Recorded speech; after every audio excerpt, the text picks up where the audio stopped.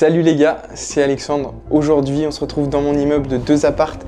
Les travaux sont totalement terminés. Là, je suis en train de faire passer les premières visites pour la mise en location et je vais vous présenter l'appartement dans sa globalité. Et juste avant ou après dans la vidéo, on parlera un peu plus des chiffres et concrètement combien ça va me rapporter, combien ça m'a coûté. Donc ça, c'est la façade de l'immeuble qui est entièrement rénovée. La façade a été refaite. Les portes ici et là ont été changées avec les petits numéros, la boîte aux lettres. Et là, je vais vous montrer l'appartement qui se situe à l'étage puisque l'appartement du rez-de-chaussée est actuellement loué. Ok, donc là, on est dans l'immeuble, dans l'appartement. Donc là, on a tout ce qui est compteur électrique, tableau classique avec le ballon. Et là, on a derrière le compteur Linky, le compteur arrivée d'eau. Ici, on a les évacuations pour une machine à laver, la petite poubelle. Et en fait, ce qu'on a fait ici, c'est quasiment rien, à part changer le tableau.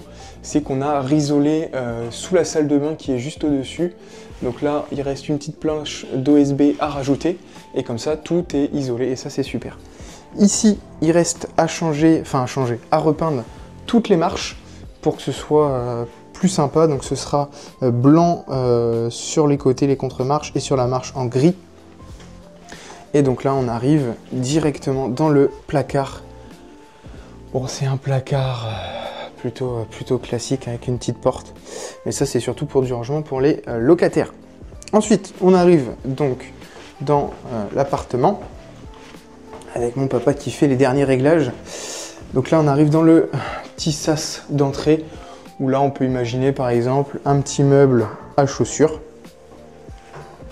Et donc là, on rentre dans le logement. Donc là, avec la cuisine, la petite verrière qui, moi, je trouve, ça rend quand même super sympa. Donc ça, c'est une cuisine de chez Leroy Merlin. Voilà, plutôt classique avec des meubles plutôt sympathiques. Et là, les petites LED, petit effet LED, ça fait toujours un petit plus. Haute également de chez Leroy Merlin. Plaque et four. Les chauffages ont été changés. Donc là, ils sont en marche à 19 degrés. Chauffage à inertie sèche. Les fenêtres ont été remplacées et tout ce pan de mur en fait a été isolé. Pareil en dessous, ça a été isolé. Donc ça, c'est vraiment super. Moi, j'adore cette verrière. Je trouve que ça fait un effet de grandeur en fait à la cuisine. Je trouve que c'est vraiment pas mal. Et donc là, de l'autre côté, on n'a pas isolé puisque on fait une ITE de l'autre côté qui n'a pas encore commencé, mais ce sera sur les prochaines semaines. Donc là, on arrive directement dans l'espace séjour avec là le canapé qu'on peut imaginer et de l'autre côté le coin meuble TV avec la fibre. Donc là, on a laissé la gaine pour la fibre passer. Petit point intéressant, c'est tous ces sous-bassements de fenêtres. Voilà, les chutes de la cuisine, du plan de travail, on les a mis sur les fenêtres. Pareil, on a tout isolé. Et donc là, on va vers la première chambre. Donc là, petit couloir pour arriver à la chambre. Bon, une chambre plutôt classique de 9 mètres carrés. Je ne l'ai pas précisé, mais c'est un appartement qui fait 55 mètres carrés. Ah, moi, je trouve vraiment sympa la verrière quand même. Et donc là, on arrive dans la deuxième chambre, bon, qui est plutôt pareil que l'autre. Elle fait 9 mètres carrés également.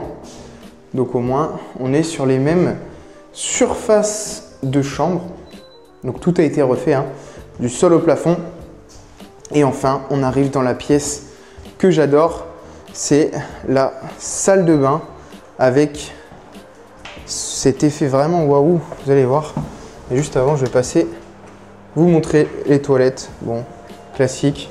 Je pense qu'on va pas aller plus loin dans la présentation. Et enfin, la salle de bain. Vous me direz ce que vous en pensez. Moi, je la trouve vraiment super sympa. C'était vraiment pas comme ça de base. Donc là, salut les petits gars. Et là, la petite douche à l'italienne avec une colonne dorée. Moi, je trouve que ça fait un effet vraiment sympa. Et là, le sèche-serviette plutôt classique. Moi, je trouve que c'est vraiment propre.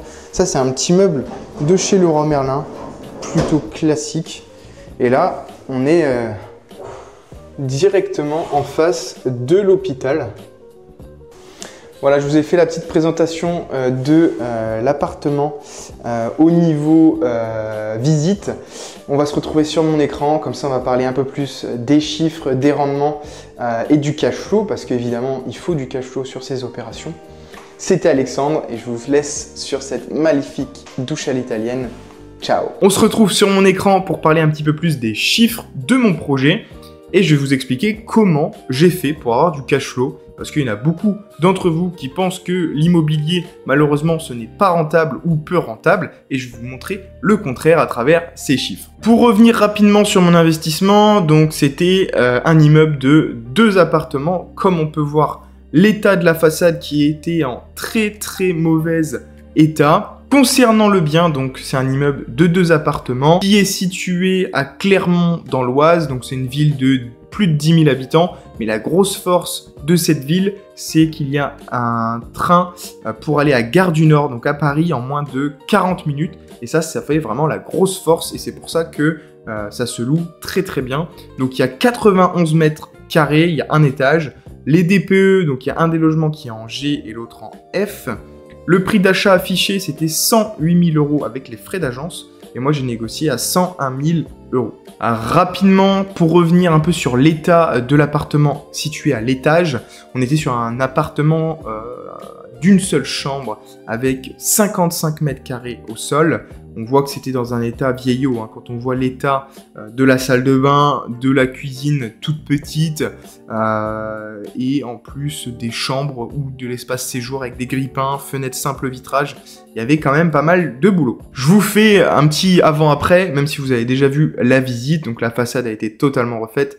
Tout a été risolé, les fenêtres ont été remplacées, les portes remplacées également. Et puis dans l'appartement, c'est le jour et la nuit. On a l'impression qu'il a vraiment été agrandi, alors que pas du tout. Il a même rétréci puisque j'ai isolé par l'intérieur à quelques endroits. La cuisine totalement refaite avec cette verrière qui fait un espace, un effet de profondeur. La salle de bain que je trouve vraiment magnifique. Et pour le coup, elle est vraiment spacieuse. Pour un appartement de ce type, elle fait plus de 5 mètres carrés, donc c'est vraiment pas mal. Concernant le financement, je sais que ça vous intéresse beaucoup. Alors j'ai emprunté 183 000 € avec un apport de 10 000 € sur ce projet. Un taux à 3,2%. Sur une durée de 25 ans, et actuellement j'ai 485 € de mensualité sous différé, donc pendant encore 2 ans, et quand je serai plus sous différé, j'aurai 920 € de mensualité comprenant les intérêts d'emprunt et le capital remboursé. Rapidement, donc ça c'est la description des appartements. Donc il y a un appartement qui fait 37 mètres carrés habitable. En réalité, il y a plus parce qu'il y a une grande cave voûtée qui est magnifique, où on peut largement tenir debout, il y a plus de 2 mètres de haut, et il y a aussi une petite, un espace garage où on peut stocker pas mal de choses qui est assez grand, qui actuellement le loyer est à 500 €, c'est une personne, ça fait plus de 21 ans qu'elle est dans le logement, et après travaux on sera à 650 € de loyer, et le deuxième appartement qui fait lui 54 mètres carrés, avec un loyer de 810 €, je suis actuellement en train de faire les visites, et juste après on verra comment choisir le locataire. Et donc au total, on est à 1310 € de loyer actuellement. Et là, vous vous dites comment j'ai réussi à augmenter le loyer du deuxième appartement, parce que à l'époque, il était loué 600 €, et là, il est loué 810 €. Vous allez vous dire, ouais, j'ai fait une rénovation, il est plus beau le logement, il est mieux isolé, mais un delta de quasiment 200, un peu plus de 200 €, c'est compliqué à faire. Comment j'ai réussi à le faire? Et c'est là où mon cash flow c'est dans cette création de valeur. Rapidement, donc ça c'était le plan de l'appartement avec une seule chambre, un couloir et un séjour. Bon, c'est pas à l'échelle, hein, mais grosso modo il y avait une chambre et un grand séjour. Moi ce que j'ai fait, ben, c'est tout simplement fait une salle à manger ouverte avec la petite verrière qui fait presque 22 mètres carrés. Et derrière, j'ai créé 2 chambres au lieu d'une seule, comme il y avait précédemment dans le logement. Et c'est là où le cash flow il est, puisque si on fait par exemple une colocation à 400 € la chambre, et bien là on voit bien qu'on peut louer l'appartement plus de 800 €. Je suis sur la présentation que j'avais fait à ma banque au niveau des chiffres et de qu'est-ce qui allait se passer sur le projet. Et donc j'avais imaginé à l'époque un loyer total de 1250 €. Donc le prix, je l'avais négocié un peu plus bas. Le taux, j'ai eu plus bas également. Et surtout, en termes de cash flow, on était à 117 € et 500 € sous différé d'emprunt. Et ça, c'est le tableau réel de aujourd'hui, l'état de l'appartement. Et on voit bien que j'ai amélioré le cash flow. La rentabilité brute s'est dégradée et je vais vous expliquer pourquoi. C'est tout simplement parce que dans l'autre tableau, il y avait 75 000 € de travaux. Moi, j'en ai pris 84 000.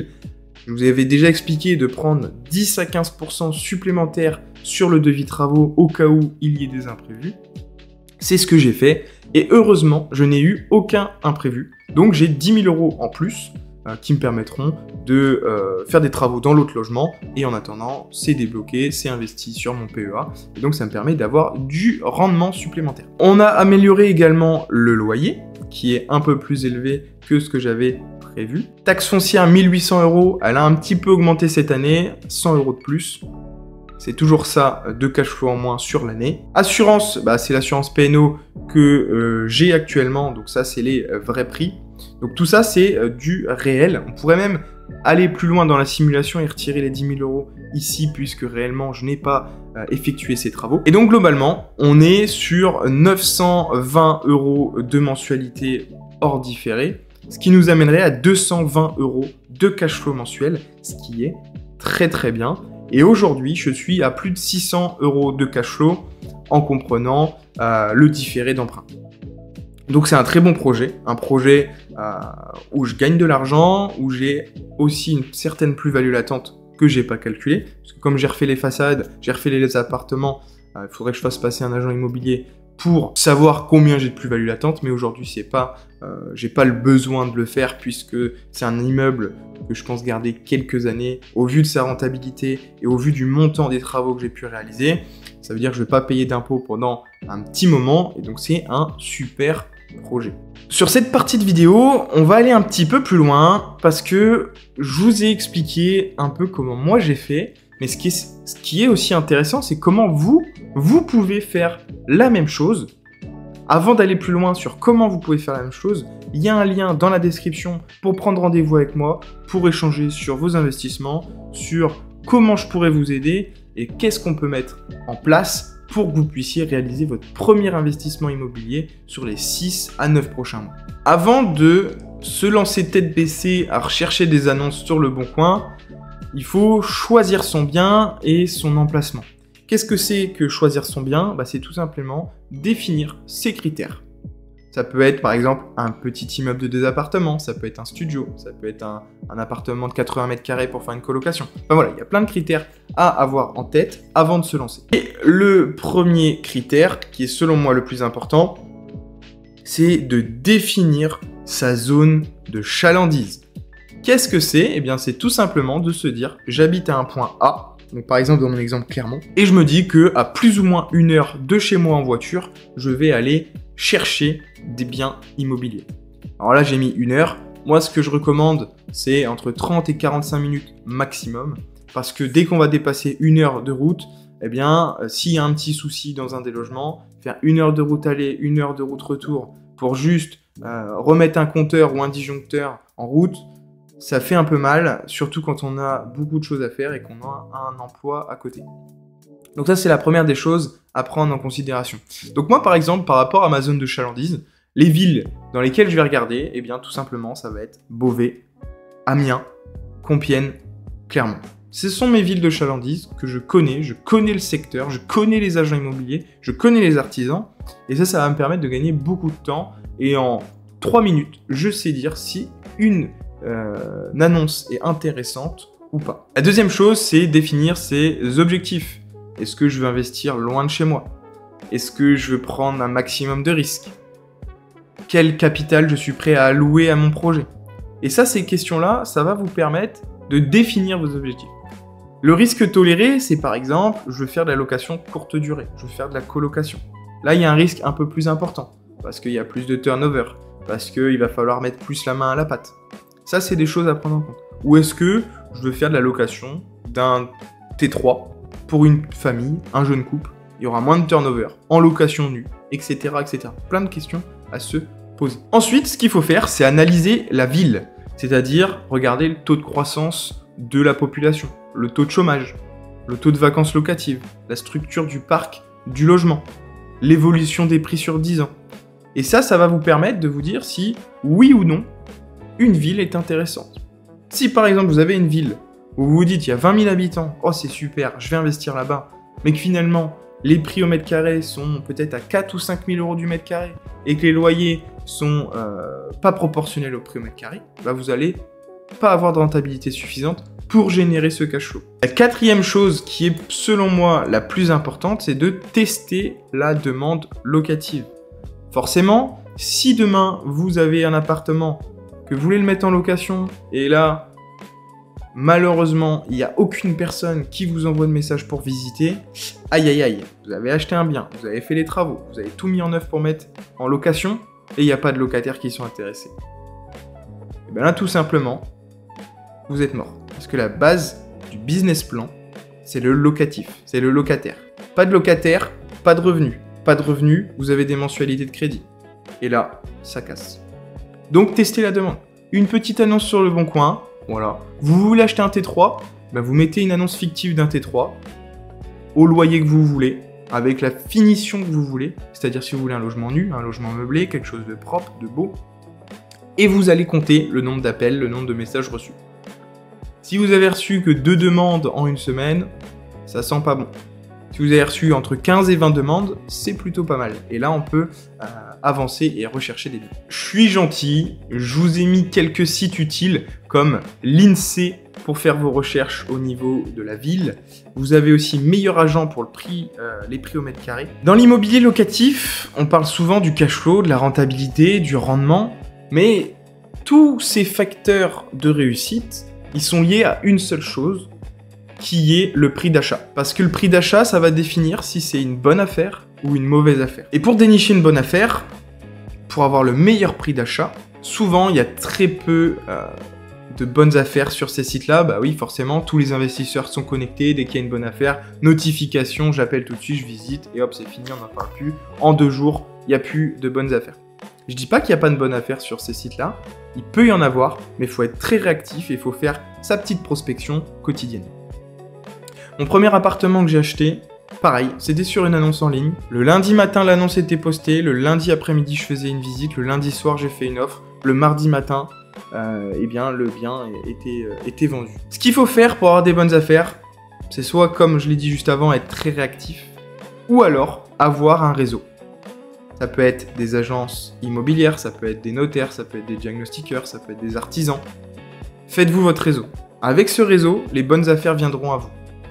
Moi, ça fait quelques temps que je ne prospecte plus, ce sont les agences qui m'appellent. Et ça, c'est un super point. C'est-à-dire que tu as tissé du lien avec ton réseau, et c'est ton réseau qui va t'apporter les affaires. Tu perds moins de temps, tu es sûr d'avoir les bonnes affaires en priorité, et d'avoir des biens en off-market. Et enfin, le plus important, selon moi, dans l'investissement locatif, c'est d'avoir un bon tableau Excel. Ce qui vous permet tout de suite de mettre toutes vos informations, et à la finalité, rentabilité brute, 8%, oui, non. Cash flow, oui, non. Vous avez juste besoin de regarder ce petit carré vert. Si ça, c'est bon, vous pouvez avancer. On arrive à la fin de cette vidéo. J'espère que ça vous a plu. N'hésite pas à mettre un petit like et un commentaire. C'était Alexandre. Ciao.